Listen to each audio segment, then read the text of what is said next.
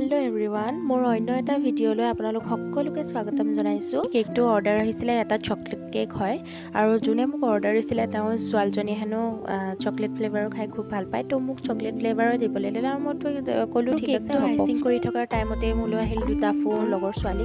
তেওঁলোকৰ দুয়োজনীৰে ঘৰত বিয়া আছিলে, তো দুয়োজনীয়ে মাতিছিলে মোক মেকআপ কৰিবলৈ। এগৰাকীক মই যিমান পাৰোঁ সোনকালে ঘৰলৈকে মাতি দিলোঁ আৰু মই কৈছিলোঁ যে মোৰ কেকৰ এটা অৰ্ডাৰ আছে, মই যিমান পাৰোঁ সোনকালে কৰিবলৈ চেষ্টা কৰিম আৰু তোমালোকে যদি পাৰা ঘৰলৈ গুচি আহিবা। তাৰে এগৰাকী আহিলে আৰু এগৰাকী ওচৰলৈ মই যাবলগীয়া হ'ল বাৰু। লাগিল অলপ গণ্ডগোল।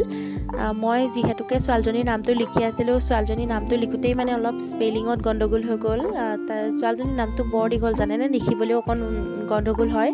তাইৰ নামটো আয়ুশ্ৰী, বৰ দীঘল জানেনে। ছোৱালীজনী মানে আহিছিল পেহীয়েকৰ লগত আমাৰ ঘৰলৈ, তো তাইকে মই ক'লোঁ তুমি স্পেলিংটো কৰা। তাৰপিছত তাইও সৰু ছোৱালী, তাইৰো স্পেলিং কৰোঁতে মানে অলপ ভুল হৈ